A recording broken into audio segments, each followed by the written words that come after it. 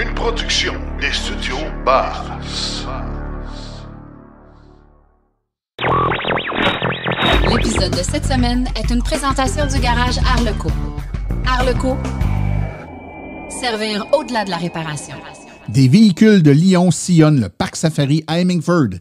C'est la fin de la Hyundai Ioniq d'origine. Les conducteurs de véhicules électriques sont moins stressés. Biden veut voir des bornes de recharge tous les 80 km et Post Canada fera l'acquisition de 14 000 véhicules électriques.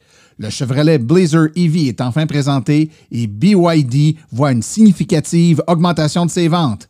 Chronique 100% net zéro, on parle des SUV et de l'effet rebond. Et en grande entrevue, on parle avec des propriétaires de véhicules électriques qui remorquent. On remorque une roulotte qui s'appelle une roulotte Bonaire de oxygène qui est autour de 2200 livres. Tout ça et bien plus encore dans le 128e épisode de Silence on roule.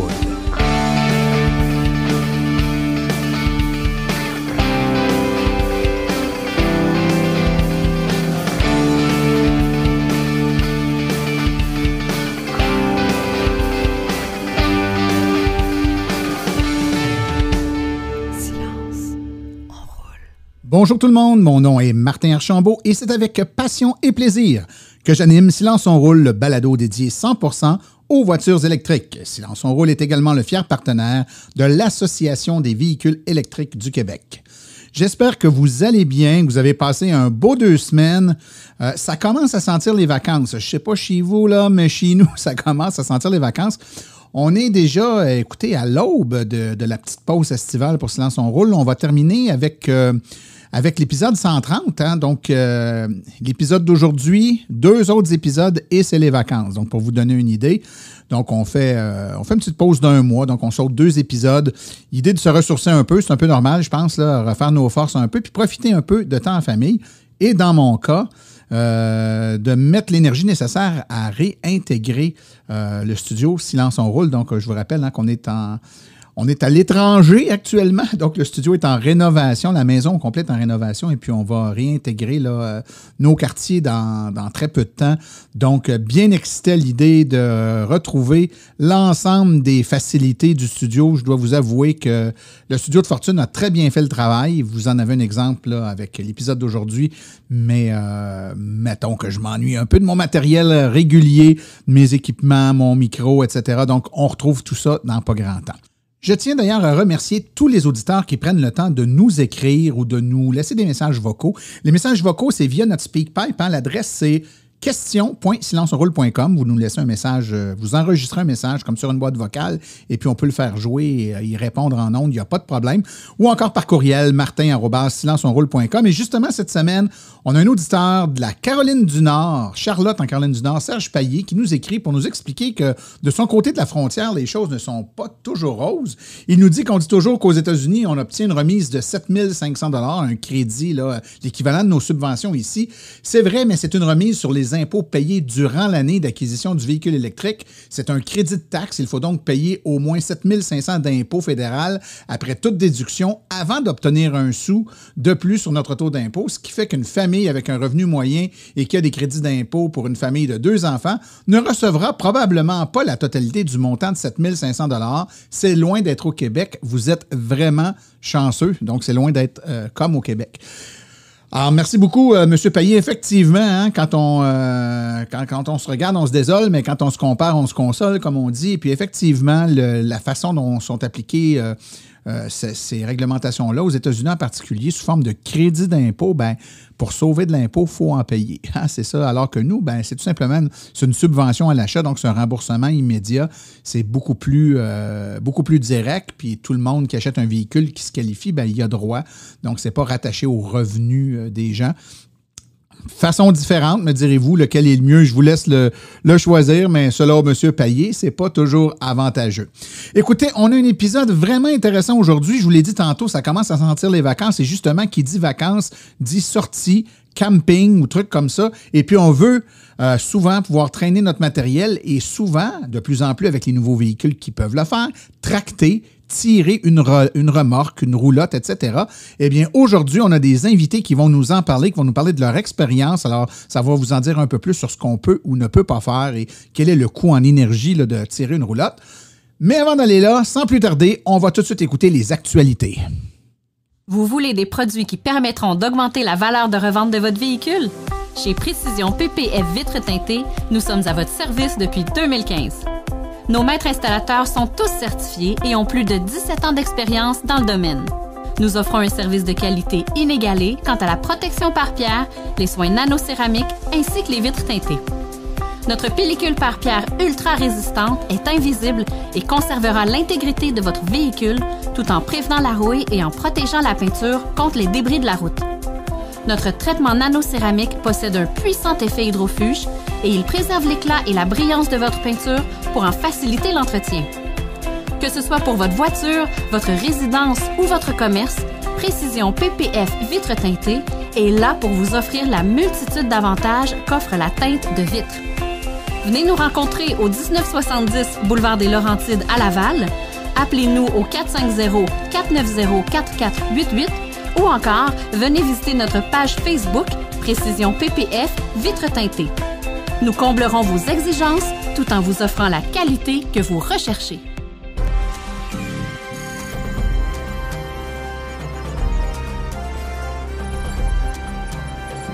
L'actualité dans le monde des VE.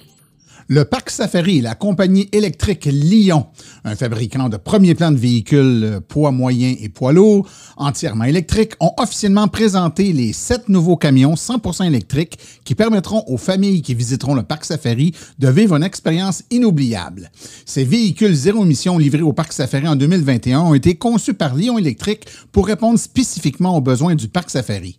Les camions de brousse 100% électriques sont montés sur un châssis Lion 8 et permettent aux visiteurs d'effectuer des visites du parc sans être incommodés par le bruit ou les émissions. Triste nouvelle dans le monde de l'électromobilité, les Hyundai Ioniq d'origine ne seront plus produites à compter de juillet 2022. L'un des produits pionniers de la mobilité électrique, la série originale de Hyundai Ioniq, sera supprimée au plus tard en 2022. En juillet cette année, l'usine de la compagnie Dawson cessera d'assembler les 3 modèles de la famille Hyundai Ioniq, à ne pas confondre avec le nouveau produit de la marque Ioniq, la Ioniq 5. Le dernier véhicule devrait sortir des lignes de production dans seulement quelques semaines, mais les clients ne sont déjà plus en mesure de passer des commandes dans la plupart des régions du monde, y compris en Amérique du Nord. Dans les prochaines semaines, le circuit électrique lance une nouvelle mouture de son planificateur de trajet. Cette nouvelle version comportera plusieurs nouveautés attendues, dont la possibilité d'intégrer les réseaux partenaires dans les trajets et d'exécuter des trajets hors Québec. Réservé aux membres hors de l'AVEC, les membres hors peuvent signaler leur intérêt de devenir testeurs bêta, donc avoir en avant-première une version de l'application pour pouvoir la tester et aider au développement de cette dernière. Sont recherchés des électromobilistes qui, évidemment, ont une voiture 100% électrique, peuvent utiliser de longs déplacements nécessitant des recharges de transit, si possible des déplacements en Ontario aux États-Unis, et évidemment, ils doivent être membres hors de l'AVEC car pour s'inscrire, on doit passer par notre profil de membre sur le site web de l'Association des véhicules électriques du Québec. Les conducteurs de véhicules hybrides et électriques se sentent moins stressés au volant que les conducteurs de véhicules à essence ou diesel, selon une nouvelle enquête menée par la division DS Automobile de Stellantis. DS ne vend pas de voitures aux États-Unis et les résultats sont basés sur les réponses de 2000 conducteurs au Royaume-Uni, mais l'enquête semble tout aussi pertinente pour les États-Unis et le Canada. Parmi les conducteurs interrogés, 78 % ont déclaré avoir été stressés au volant. Pourtant, 38 % des propriétaires des hybrides et de véhicules électriques ont déclaré que leur voiture actuelle les rend moins stressés que les voitures non électriques qu'ils possédaient auparavant. Parmi les caractéristiques que les répondants ont déclaré être les plus efficaces pour réduire le stress, une conduite silencieuse et raffinée a été citée par 41 %. Ce n'était pas le meilleur choix. 52 % des répondants ont cité un intérieur et des sièges confortables comme étant la caractéristique la plus efficace pour réduire le stress. Il s'agit d'un fait unique aux véhicules électriques, que ce soit d'un côté de l'Atlantique ou de l'autre. L'administration Biden exigera des recharges pour véhicules électriques tous les 80 km sur les autoroutes fédérales et il sera interdit aux propriétaires de bornes d'exiger des utilisateurs soient membres ou faisant partie d'un club pour les utiliser. L'administration Biden franchira une nouvelle étape dans sa campagne pour faire passer l'Amérique aux véhicules électriques aujourd'hui lorsqu'elle publiera des normes pour la création des réseaux de bornes de recharge. Le président Joe Biden s'est engagé à installer 1,5 million de bornes de recharge publiques pour véhicules électriques d'ici 2030. L'administration fournira plus de 5 milliards de dollars américains, soit 6,4 milliards canadiens, aux États au cours des 5 prochaines années pour construire un réseau de bornes de recharge le long des autoroutes. Les normes proposées qui seront publiées la semaine prochaine dans le Federal Register stipulent qu'une borne de recharge doit être située tous les 80 km le long de l'autoroute et à pas plus de 1,6 km de l'autoroute. Les stations seront tenues de maintenir un nombre et un type minimum de bornes de recharge capables de desservir l'ensemble des clients. Selon le communiqué de presse diffusé la semaine dernière, Post Canada confirme vouloir faire l'acquisition de 14 000 véhicules entièrement électriques d'ici 2040 afin d'atteindre l'objectif zéro émission en 2050. Lors du communiqué de presse, l'agence s'est également engagée à investir 1 milliard de dollars afin de réduire ses émissions et électrifier toute sa flotte de véhicules. Le PDG de General Motors, Mary Barra, a présenté lundi sur Twitter les premières images du Chevrolet Blazer EV 2024 qui devait être dévoilé le 18 juillet et mis en vente au printemps 2023. On y voit le modèle de performance SS tel que confirmé en mars dernier. La formule SS pour Super Sport est présente chez Chevrolet depuis l'ère des muscle cars, désignant généralement les versions plus sportives de leur modèle. Le Blazer est l'un des 2 multisegments électriques abordables chez Chevrolet qui seront bientôt disponibles. La Chevrolet Equinox EV devrait suivre le Blazer EV dans les salles d'exposition dès l'automne 2023, le prix annoncé aux États-Unis de 30 000 $ américains.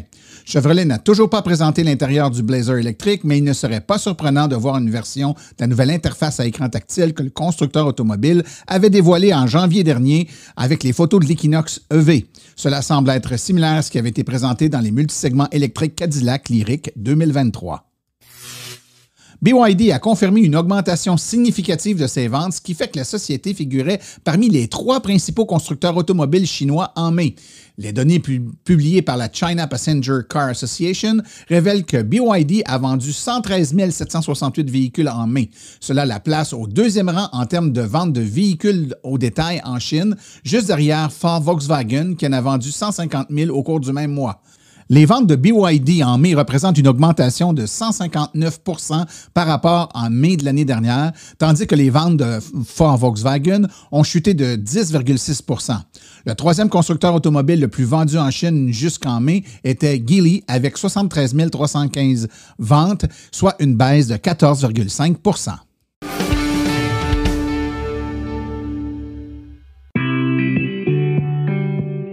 Bonjour, bienvenue à la chronique 100% Net Zéro. Avec moi, Nicolas Lambert. Chronique où on réfléchit aux impacts environnementaux de nos modes de transport.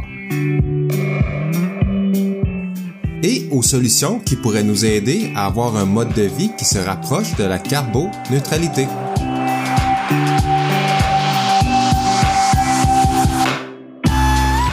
Aujourd'hui, les SUV et l'effet rebond.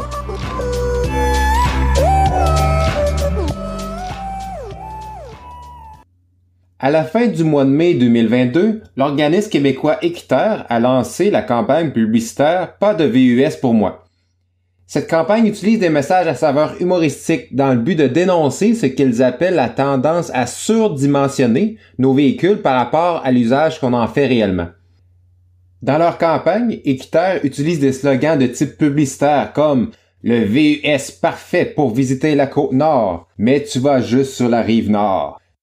Évidemment, ces messages publicitaires-là sont construits pour attirer l'attention et peut-être même pour décrocher un petit sourire. Il n'y a rien de méchant là-dedans. D'autant plus qu'une des remarques que fait Équiterre, c'est l'omniprésence des publicités, où les camions légers, dont fait partie les VUS, prennent énormément de place dans nos médias. Avec ce genre de message publicitaire, c'est un peu comme si la campagne « Pas de VUS pour moi » faisait une caricature de ce qu'on voit présentement dans nos médias. Et là-dessus, je crois qu'Équiterre a misé juste, parce que le sujet a fait couler beaucoup d'encre dans les dernières semaines. Plusieurs, pour défendre l'utilisation de voitures plus volumineuses, ont parlé de sécurité routière ou de nos hivers québécois ou encore de leur besoin d'espace pour loger toute la famille ou leur matériel de construction. En réponse, Équiterre a publié un article supplémentaire pour répondre à toutes ces objections. Je vous invite à aller voir sur leur site pour en savoir plus. Mais une affirmation qui a été faite pour défendre l'utilisation des VUS a grandement piqué ma curiosité. Plusieurs ont en effet donné comme information que les modèles d'il y a 10 ans consomment beaucoup plus que les modèles d'aujourd'hui. Donc, on peut se permettre d'acheter un véhicule plus volumineux. Pourtant, Équiterre a sorti comme statistique que les émissions associées aux camions légers ont augmenté de 1,8 million de tonnes de CO2 entre 2015 et 2019 au Québec. Et pour vous donner une idée, 1,8 million de tonnes de CO2, c'est l'équivalent d'ajouter 1,5 fois les émissions de la cimenterie à Port-Daniel. Mais comment c'est possible? Comment des véhicules qui consomment moins peuvent être responsables d'une augmentation de nos émissions de GES? Ça peut s'expliquer par le véritable sujet de ma chronique, l'effet rebond. L'effet rebond, c'est quoi? C'est quand une amélioration dans l'efficacité d'utilisation d'un produit, par exemple, la diminution de la consommation de CO2 dans les véhicules, amène les gens à l'utiliser plus. Résultat, il n'y a aucune amélioration si on regarde la pollution totale qui a été engendrée. Par exemple, selon l'agence américaine EPA, la consommation moyenne des véhicules dans la catégorie camion VUS est passée de 10,75 litres au 100 km à 9,9 litres au 100 km. Entre 2015 et aujourd'hui. C'est presque 1 litre de moins par 100 km. Par contre, la part de marché de ce type de véhicule est passée de 28% à 38%, ce qui fait en sorte qu'au final, il y a plus d'essence qui se consomme pour se déplacer et donc plus de CO2 dans l'air. Mais là, je vous entends, les électromobilistes, dire que c'est bien beau l'effet rebond, mais ça concerne juste les voitures à essence. Nous, avec notre hydroélectricité qui n'émet pas de GES, on pollue presque pas de toute façon. Et c'est vrai que sur l'ensemble du cycle de vie, ce qui inclut la production de la voiture, son utilisation et son recyclage, la voiture électrique émet 5 fois moins de gaz à effet de serre si on la compare à une voiture à essence, ce qui est une amélioration énorme. Mais j'ai constaté que dans le domaine de l'électromobilité, on peut trouver aussi des exemples d'effets rebonds qui sont très parlants. Ça ne concerne pas la taille du véhicule lui-même, mais plutôt la taille de nos batteries. Si on regarde l'évolution de l'impact carbone de la construction des voitures électriques depuis des années, on se constate que ça n'a presque pas changé. On parle d'environ 15 tonnes de CO2 qui est émis lors de la construction d'une voiture. Ça, c'est l'équivalent d'une voiture à essence qui roule environ 55 000 km. Pourtant, si on regarde les études plus en détail, on constate que pour chaque kilowattheure de batterie, l'impact environnemental est de moins en moins élevé. On parle d'une diminution de 65% depuis 2015 de la quantité de CO2 qui est émise pour chaque kilowattheure de batterie produit. Et ça, c'est dû entre autres à l'économie d'échelle et aussi à l'alimentation électrique plus propre au niveau des usines de batteries elles-mêmes. Mais au même moment, la taille moyenne des batteries a augmenté pour passer de 24 kWh pour une Nissan Leaf de première génération à plus de 50 kWh pour les voitures qu'on trouve sur le marché aujourd'hui. C'est donc pour cette raison que l'impact total a presque pas changé. Pour renverser la tendance, il faudrait que les constructeurs offrent des choix de véhicules avec une plus petite batterie, ce qui donnerait, oui, une plus faible autonomie, mais aussi un impact environnemental plus bas. Et en plus, vu que la batterie, c'est la composante du véhicule qui est la plus dispendieuse, ça nous donnerait un choix de véhicule qui aurait un coût moindre. Parce que c'est pas vrai qu'on a tous besoin d'un véhicule qui nous permet de parcourir 500 km sur une seule charge pour nos besoins quotidiens. Un véhicule pas cher avec 200 km d'autonomie pourrait convenir à beaucoup de gens. C'était Nicolas Lambert pour ma chronique 100% Net Zéro et sur ce, je vous souhaite une bonne route.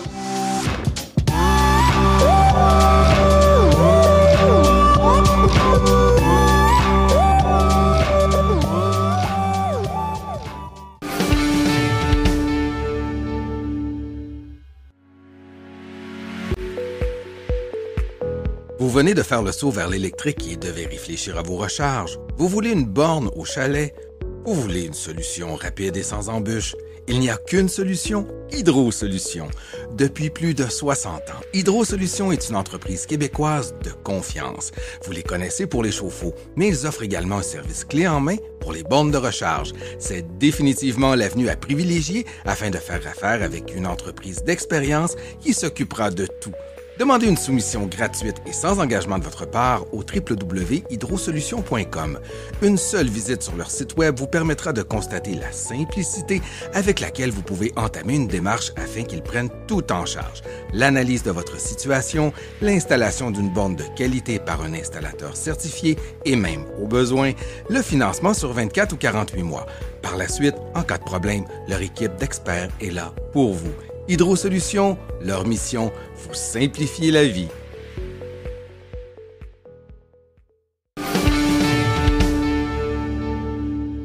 Une question qui revient vraiment très souvent dans les différents salons ou les événements qu'on fait pour parler des voitures électriques, c'est est-ce que je peux remorquer avec une voiture électrique? Puis à venir jusqu'à il n'y a pas très longtemps, le choix était très mince de véhicules et souvent la réponse était ouais, non, pas vraiment, ou en tout cas les manufacturiers ne le conseillent pas. Mais les temps ont changé, c'est comme le reste, ça évolue et maintenant, il y a de plus en plus de véhicules qui le permettent. Aujourd'hui, pour en parler, on a 4 invités avec nous. Le hasard veut que les invités ont tous le même véhicule, mais vous comprendrez, on va en parler, que ça pourrait être des véhicules différents. Donc, il y a plusieurs modèles maintenant de véhicules qui le permettent. Donc, je vous les présente, mes invités. On a tout d'abord Alan Mingan. Bonjour, Alan. Bonjour, Martin. Donc, comme les autres, toi, tu as une Tesla modèle Y, c'est ça? Oui, la version SR qui s'est vendue pendant à peu près 2 mois. Tu es un des chanceux qui a passé dans la période des SR. Et ça fait combien de temps que tu roules avec des véhicules, un véhicule électrique, que ce soit celle-là ou un autre? Là? Ça fait 4 ans maintenant. OK. Donc, tu avais quoi comme véhicule avant? Modèle 3. J'ai reçu dans les premiers Modèle 3 au Canada en début 2018. Donc, un apôtre de Tesla. Oui. On a aussi avec nous Claude Harvey. Salut, Claude. Salut, ça va, Martin? Ça va super bien. Toi, tu avais une Tesla S qui avait du millage et puis là, tu as changé ça pour une Y, toi aussi, c'est ça? C'est ça, mais mon remorquage ou ma saison de remorque s'est fait avec la S l'année passée. Donc, OK. Fait que tu vas nous parler d'expérience, non pas avec une Y, mais avec une S. De façon générale, je pense, c'est de parler de ce que ça implique comme réalité de tirer sur des plus longues distances. Puis toi, tu es un vieux de la vieille en électromobilité. Tu roules l'électrique depuis combien de temps? Depuis bientôt 8 ans, 2014. OK. Et tu avais quoi comme véhicule avant? Oh boy, j'en ai eu plusieurs. J'ai eu quelques Leaf, j'ai eu une Volt, j'ai eu une Spark. Donc, c'est ça. Je vote pas toujours pour le même parti. C'est très bien. On a également Éric Rousseau et je les nomme ensemble parce que c'est un couple, ils sont ensemble. Hein? Éric Rousseau et Marie-Pierre Arpin. Bonjour à vous autres. Bonjour. Bonjour, Martin. Et vous autres, vous avez aussi une Tesla Model Y et vous roulez électrique depuis combien de temps? Depuis 4 ans. OK. Toujours en Y ou il y a eu d'autres choses avant? Il y a eu d'autres choses avant? Non. On avait une Nissan Leaf avant. Oui, OK. C'est bon.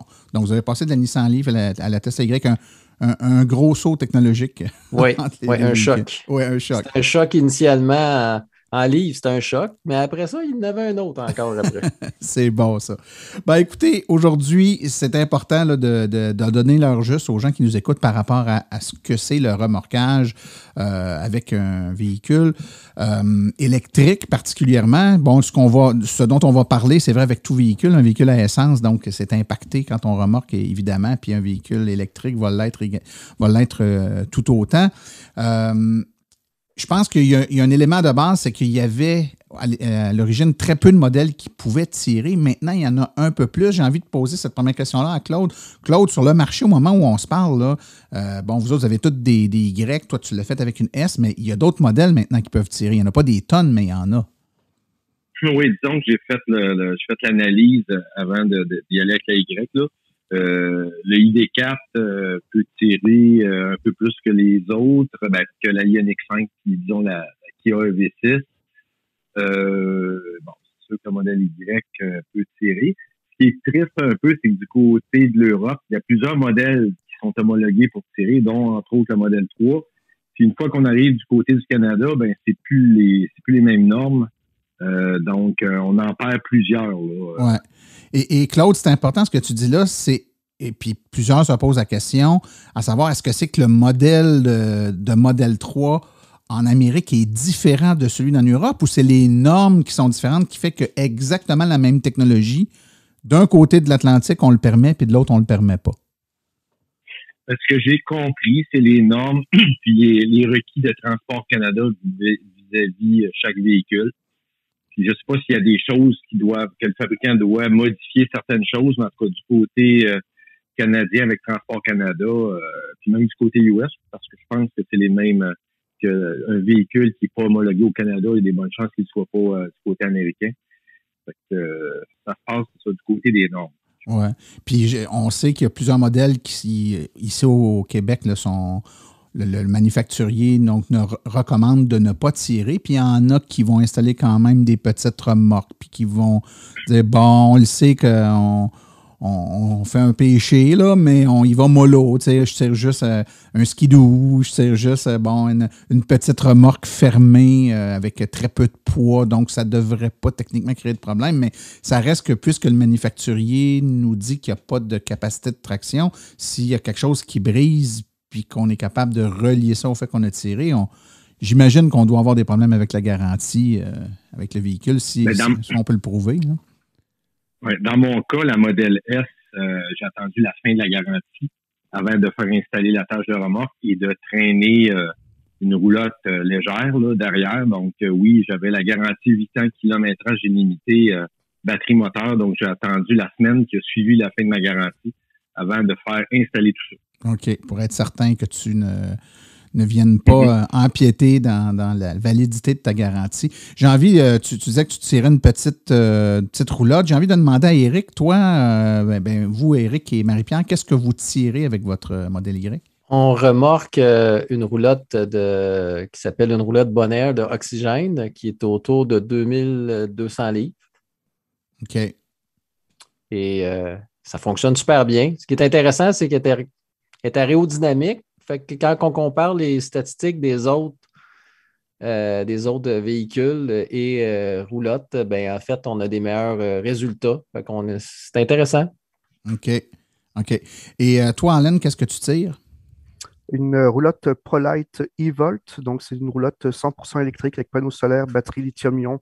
Il n'y a pas de gaz dedans du tout. Là, tout est fait électrique. OK. Donc, la voiture et la roulotte est électrique. Donc, toi, t'es all-in, là. Tu t'appelles all-in puis t'es all-in. C'est parfait, ça. Claude, toi, la roulotte, le modèle de roulotte que tu tires avec ton véhicule, c'est quoi? Moi, c'est une roulotte fabriquée au Québec. C'est une Helio O2. Donc, c'est une roulotte d'à peu près 1600 livres, d'une quinzaine de pieds. Par contre, assez haute. Donc, la hauteur par rapport justement à ma modèle S, qui excédait le dessus du toit de la S, avait un impact quand même assez important sur la consommation. Oui, sur la consommation. Et là, c'est vraiment lié à l'aérodynamisme du tout et pas uniquement au poids. Alain, je sais que tu es un amateur de statistiques puis que tu as documenté un peu tes trucs. Donc, évidemment, forcément, lorsqu'on tire une roulotte ou peu importe, là, quand on tire quelque chose, on va avoir un impact sur l'autonomie du véhicule. Puis c'est ça que les gens veulent être certains que ça va fonctionner. Ils veulent partir en camping ou peu importe, mais ils veulent pouvoir se rendre là où ils s'en vont. Ils connaissent bien l'autonomie de leur véhicule, mais première journée qu'ils vont attacher ça en arrière, là, ils sont un peu moins sûrs de ce que ça va avoir comme impact. Que ce soit pour une question de poids, donc le poids de la remorque ou de la roulotte, mais également, il y a des pertes vraiment liées à l'aérodynamisme aussi qui peuvent être pas négligeables. Là, je pense que toi, tu disais que la tienne était vraiment très aérodynamique, mais il y en a d'autres qui le sont moins. Quels sont les impacts, puis je vais vous poser à tout le monde la question à tour de rôle, mais commençons par Alain. Là, quels sont les impacts sur l'autonomie du véhicule avec votre roulotte versus lorsque vous n'avez pas votre roulotte? Alain, on va y aller par toi. Oui, fait que avant de tirer, dans le fond, c'est les premières fois que j'ai tiré la roulotte aussi, c'était une première expérience pour moi aussi, parce que dans le fond, il n'y avait pas de référentiel pour ma voiture, de savoir comment elle allait, comment l'autonomie allait aller avec la nouvelle roulotte. Fait que pour pas me faire prendre, c'est que j'ai décidé dans ma planification de considérer que j'allais consommer au minimum 2 fois, si ce n'est pas 2 fois et demi, la consommation habituelle du véhicule. Et puis après quelques voyages, donc je me suis rendu compte de ma consommation approximative. Donc ça m'a permis d'ajuster mes paramètres pour les voyages suivants. Dans mon cas en particulier, on parle à peu près de 2,3, 2,4 fois plus de consommation que la norme EPA, parce que Tesla, eux, fonctionnent avec toujours la norme EPA pour leurs estimations d'autonomie, contrairement à d'autres véhicules qui ont de ce qu'on appelle un gaissomètre, donc qui tient compte de comment on roule en temps normal. Fait que c'est sûr que si on ne roule pas selon la norme EPA, habituellement, si on roule beaucoup plus vite, ben, la différence est moins importante, mais par rapport à la consommation théorique du véhicule, on se retrouve à peu près une consommation de 2,3, 2,4. Donc, on divise un petit peu plus que par deux l'autonomie qu'on peut faire avec la roulotte. OK. Vous autres, Éric et Marie-Pierre, ça ressemble à quoi ce que vous avez observé?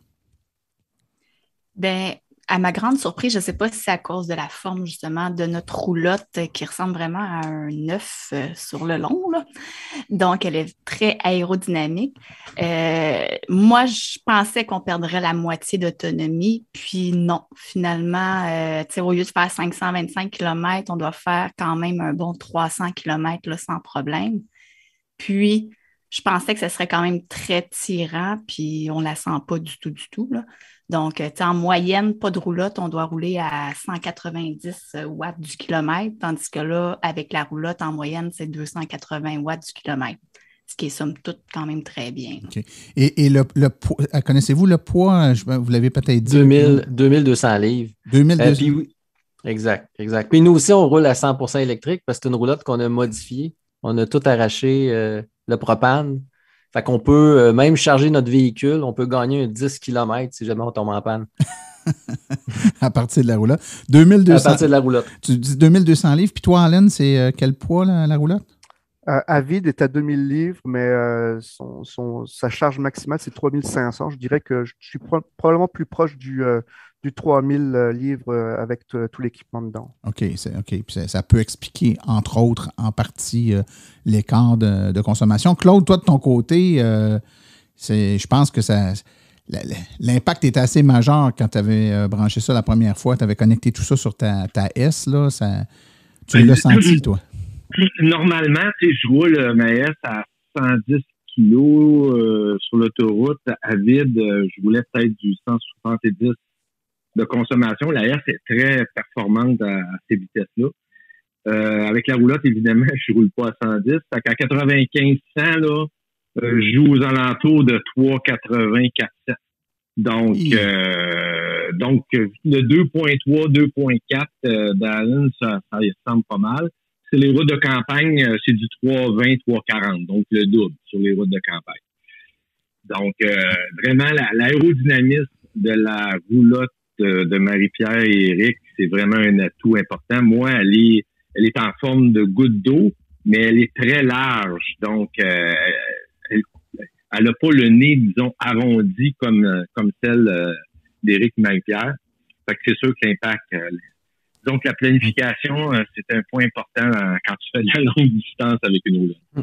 Oui, pour ne pas te faire prendre au dépourvu. Puis j'imagine que l'aérodynamisme, c'est beaucoup lié aussi à la prise dans le vent.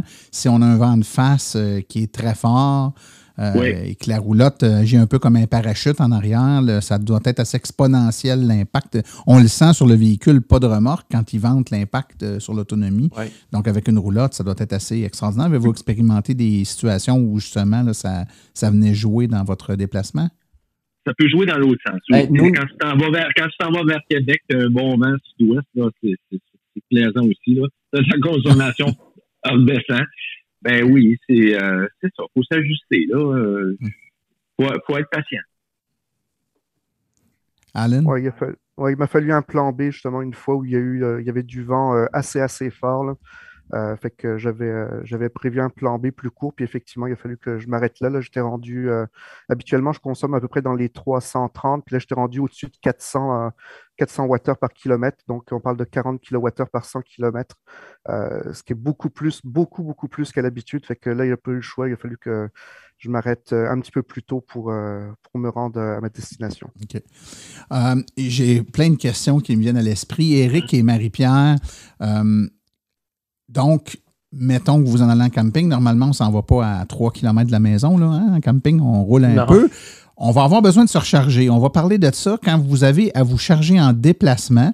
Là, moi, on sait tous comment sont faits. Vous avez tous des Tesla, donc les superchargeurs sont faits pour... on se stationne là, le derrière en premier. Là, vous remarquez comment vous vous y prenez pour vous charger? Bien, évidemment, en premier lieu, on choisit toujours des superchargeurs, ça c'est certain. On a en plan B des chadeaux. Ce qui est intéressant au niveau des chadeaux, on a souvent été capable de se charger sans se déconnecter.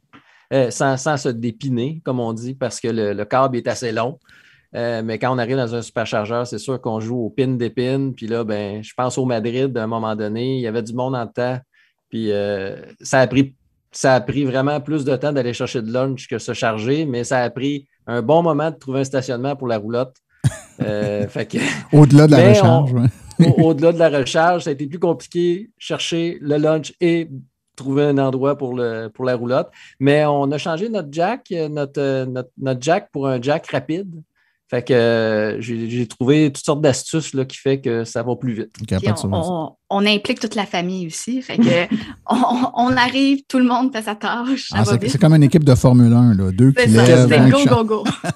Ouais. Claude, de ton côté, quand vous arrivez à destination, donc l'endroit où vous allez camper ou peu importe, est-ce que vous rechargez votre véhicule à destination? Quelles sont les options de recharge à destination? Est-ce que vous vous limitez à des recharges en déplacement, donc à des superchargeurs ou des bandes rapides, ou vous allez vous charger dans les campings comme tel? Dans notre cas, on ne fait pas beaucoup de camping. On fait beaucoup de ce qu'on appelle du boondocking. Donc, on est chez des gens, des particuliers, chez des producteurs agricoles. Donc, on est beaucoup en autonomie. Donc, ma recherche, souvent à destination, elle va être en fonction de mon activité du lendemain, où là, je viens de trouver une belle borne, soit une borne Tesla destination ou une borne cycle électrique. Puis, on va aller se brancher pendant qu'on va aller faire notre 3-4 heures de vélo. Fait que, étant donné qu'on n'a pas nécessairement l'électricité à l'endroit où on va faire notre, appelons ça le camping sauvage, là. Et puis, quand c'est dans le camping, c'est ça, il y a toujours notre 110 volts sur le camping, mais il y a certains campings qui offrent maintenant des bornes de recharge. Fait que on a fait 2 l'été passé qui avaient des bornes sur place, des bornes niveau 2 là, qui nous permettent de recharger au complet avant de repartir. OK. Le temps file, puis j'ai encore des questions. Alan, quand on décide de s'installer pour remorquer, il y a quand même l'installation d'équipement qu'on doit faire sur le véhicule. Il faut faire installer une boule, une barre de tir, il y a du filage électrique, peut-être des freins aussi. J'ai lu qu'il y a des on nous dit, ben oui, vous pouvez remorquer, mais ça prend des freins électriques. Quels sont les équipements qu'on doit prévoir si on va être capable de remorquer quelque chose outre la roulotte, mettons, qu'on va tirer? Qu'est-ce qu'on doit prévoir comme installation sur le véhicule? C'est sûr que si le véhicule vient déjà avec un hitch, donc dans le cas de Tesla, il l'offre en option avec le logiciel pour remorquer. Donc, si on l'achète déjà installé, à ce moment-là, on ne se pose pas de questions parce que le filage et dans le fond, le récepteur pour mettre la boule est déjà inclus sur le véhicule. D'autres personnes peuvent acheter le modèle Y dans ce cas-ci et puis le faire installer par une autre entreprise. À ce moment-là, ils peuvent donc, l'entreprise doit elle-même faire le filage pour pouvoir justement plugger les systèmes qui vont servir soit pour les lumières si on a une petite remorque ou les lumières et les freins de la roulotte si jamais on a une roulotte un peu plus conséquente parce qu'effectivement, la SAAQ recommande des freins électriques assez rapidement, dépendamment du poids de la roulotte qu'on tire en arrière. Donc, dans le cas de Tesla, c'est pas mal fourni d'origine. Probablement que les autres véhicules qu'on a parlé tantôt, les ID4 et ainsi de suite, qui peuvent permettre de remorquer, généralement, il y a des options qui permettent de l'acheter directement avec justement le hitch déjà fourni par le concessionnaire avec le filage. Donc, à ce moment-là, on se casse moins la tête. Ça prend aussi, on n'y pense pas parce qu'on se dit on a déjà le connecteur pour les freins de la roulotte, mais ça ne fonctionne pas tout seul. Ça prend aussi un récepteur de frein, un gestionnaire de frein. Moi, j'ai décidé d'acheter la version Bluetooth qui se plug directement sur le récepteur à l'arrière de la voiture, mais sinon, habituellement, les récepteurs se mettent dans le dash. Donc, il y a des endroits dans le manuel, ils le disent à quel endroit le brancher, mais ça, c'est une petite chose que le monde ne pense pas nécessairement quand ils font leur achat, mais il faut y penser à ce régulateur de frein-là. OK. Marie-Pierre, Éric, c'est le même scénario pour vous autres?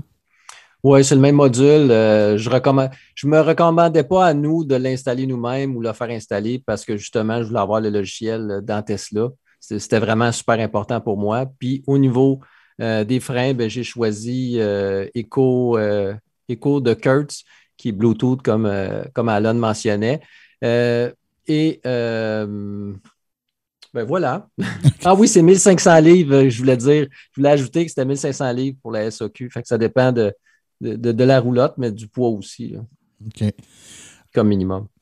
En terminant, je comprends, je vous écoute, puis moi, ce que je retiens de ce que vous dites, c'est pas trop compliqué finalement, mais il faut garder en tête un certain nombre de paramètres, si on ne veut pas avoir de surprise. Je fais un petit tour de table rapide. Si vous aviez un petit conseil à donner à quelqu'un qui a envie de se lancer là, cet été, il va s'équiper pour remorquer une roulotte avec son véhicule. Si vous aviez chacun un conseil à donner à ce nouvel électromobiliste-là, on va commencer par Alan.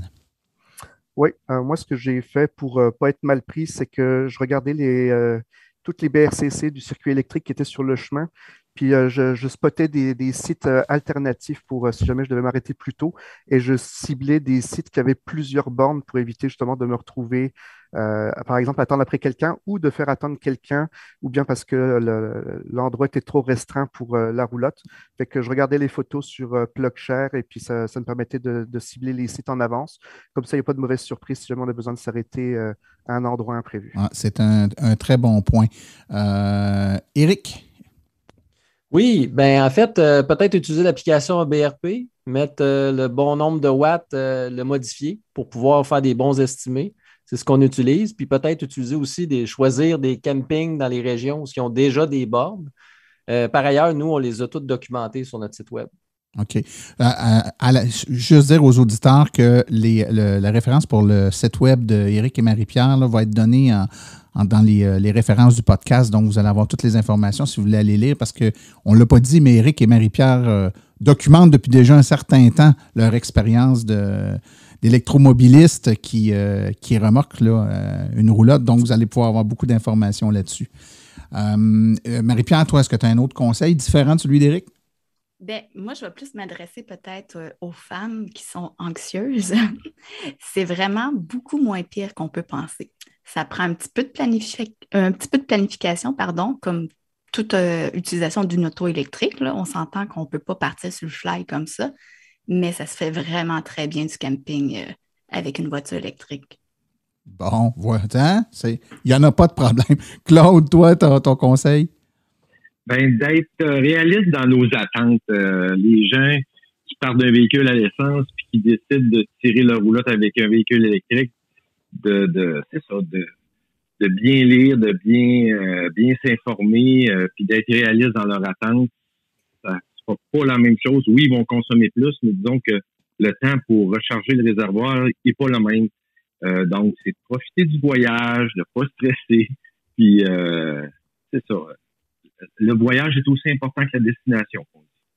C'est ce qu'on dit, écoutez, messieurs, dames, merci beaucoup pour votre disponibilité aujourd'hui puis de nous avoir donné ces informations-là. Donc, si les gens veulent en connaître un peu plus, là, il y a quand même différentes façons de se renseigner, des pages Facebook. Je vais dans les références du podcast, donc je vais vous mettre en lien une page Facebook là, qui traite justement de gens qui remorquent avec des voitures électriques. Puis vous aurez aussi le lien vers le blog d'Éric et Marie-Pierre, donc vous allez pouvoir avoir un peu plus d'informations. Messieurs, dames, merci beaucoup pour votre présence aujourd'hui. Merci à tout le monde.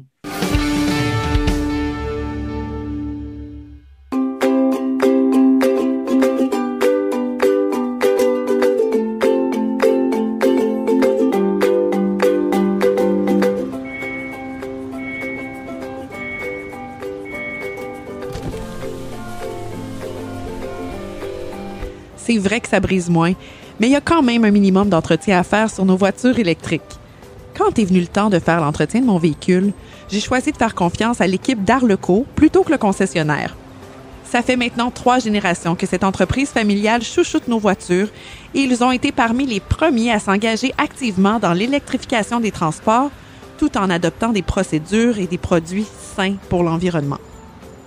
Avec ses techniciens spécialement formés à l'entretien et réparation des voitures hybrides et électriques, Arleco nous offre aujourd'hui la même qualité de service sur nos VE qu'elle a toujours livré depuis bientôt 40 ans.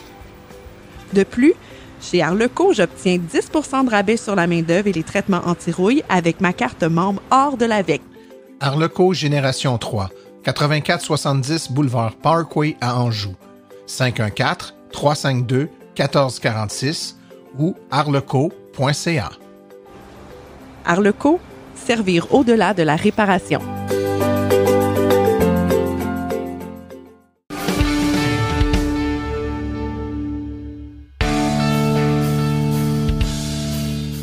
C'est déjà le temps des vacances, disons-le, bien mérité. Je vais prendre quelques minutes pour vous rappeler que le podcast fera relâche pendant la saison estivale. C'est le temps des vacances et je m'accorde une pause en famille après avoir mis en ligne l'épisode 130 le 15 juillet. Je vous reviendrai avec plein de choses à vous dire le 12 août prochain. Entre-temps, à vous tous, bonnes vacances!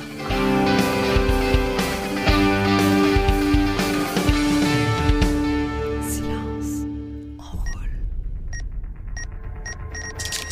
Comprendre son auto en 60 secondes, top chrono. Lorsqu'on vient de s'acheter un véhicule électrique et qu'on vient d'installer une nouvelle borne à la maison, on a souvent une crainte. Celle que quelqu'un, à notre insu, la nuit ou le jour lorsqu'on est au travail, vienne se brancher sur notre installation, charge son véhicule et qu'ainsi, en quelque sorte, nous vole de l'électricité. Sachez que cette pratique est très peu répandue et qu'on reporte très peu de problèmes de gens qui se sont fait voler d'électricité de cette façon-là. Mais il y a plusieurs façons d'empêcher que ça arrive. Évidemment, on peut toujours fermer le disjoncteur dans la maison pour empêcher l'alimentation de la borne lorsqu'on est absent. Ou alors, l'utilisation d'une borne de recharge intelligente permet de verrouiller ou d'empêcher l'utilisation de cette dernière lorsqu'une autorisation n'est pas donnée par le propriétaire. Alors, si vous avez peur, vous avez des raisons de croire que vous êtes peut-être à risque de vous faire voler l'électricité de votre borne, l'utilisation d'une borne intelligente avec contrôle de recharge serait pour vous la meilleure solution à utiliser.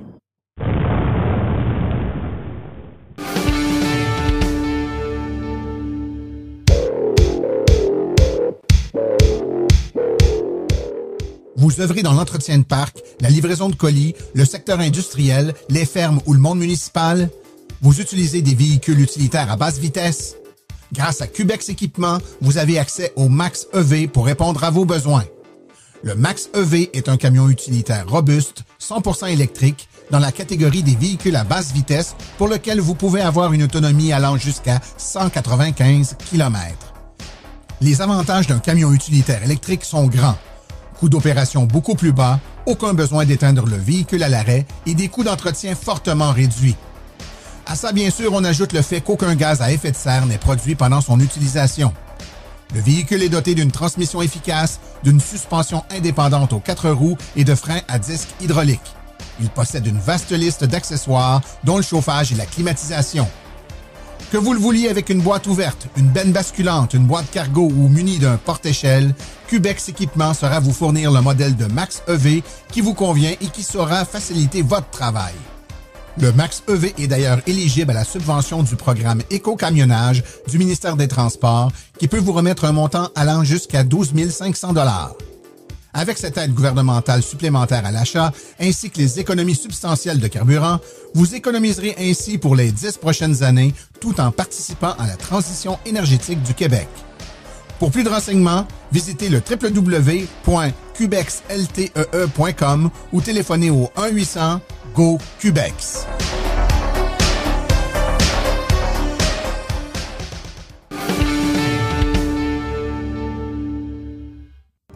Voici les événements à venir dans les prochaines semaines dans le monde de l'électromobilité. Vendredi, le 24 juin, à 12h30, c'est le grand défilé écologique de la Fête nationale aux Galeries Elmer, une initiative de Roulons électriques. Le 25 juin, de 10h à 16h, c'est le festival Outaouais en fête au Parc des Cèdres de Gatineau, kiosque d'information et essais routiers. Encore une fois, une initiative de l'Association des véhicules électriques et de Roulons électriques. Le 28 juin, au 5 juillet, donc du 28 juin au 5 juillet, en route vers les îles de Madeleine, d'une recharge à l'autre, départ de Montréal de 10 véhicules électriques qui vont sillonner les routes du Québec pour se rendre aux îles de Madeleine. Départ de Montréal le 28 juin, arrivé aux îles le 29 juin. Le tout, une initiative de l'AVEC, du Circuit électrique et de Ressources naturelles Canada. Du 2 au 3 juillet 2022, de 10h à 16h, c'est le relais électrique d'une recharge à l'autre aux îles de la Madeleine. C'est à l'Hôtel de Ville, au 460 chemin principal à Cap-aux-Meules, aux îles de la Madeleine. Kiosque d'information, essais routiers, conférences, le tout présenté par l'Association des véhicules électriques, du Circuit électrique et de Ressources naturelles Canada. Ceci conclut l'épisode d'aujourd'hui. Remerciements sincères à nos invités, c'est-à-dire Nicolas Lambert, Alan Mingan, Éric Rousseau, Marie-Pierre Arpin et Claude Harvey. À la recherche, Martin Archambault, Stéphane Levert, et merci à nos chroniqueurs, Stéphane Levert, Claude Gauthier, Laurent Gigon, Philippe Corbeil, Philippe Calvé, Cédric Ingrand et Nicolas Lambert. Aux communications, Marie-Hélène Hamelin, thème musical François Villot, Luc Poirier et Marie-France Falardeau. Réalisation, les productions des studios Basse. Un merci tout spécial à Arleco, notre commanditaire principal, ainsi qu'aux autres annonceurs qui rendent l'émission possible, c'est-à-dire Hydro Solutions, Précision PPF Vitre teintée, la boutique Réserve Bière et Saveurs, Boco Eco, Cubex Équipement, ainsi que l'Association des voitures électriques du Québec. La reproduction est permise, mais nous apprécierions en être avisés. Les questions sur le balado doivent être adressées à martin@silenceonroule.com. Et pour l'information générale sur les voitures électriques, visitez le www.avq.ca. Vous avez également accès à tous les archives de nos épisodes au archives.silenceonroule.com.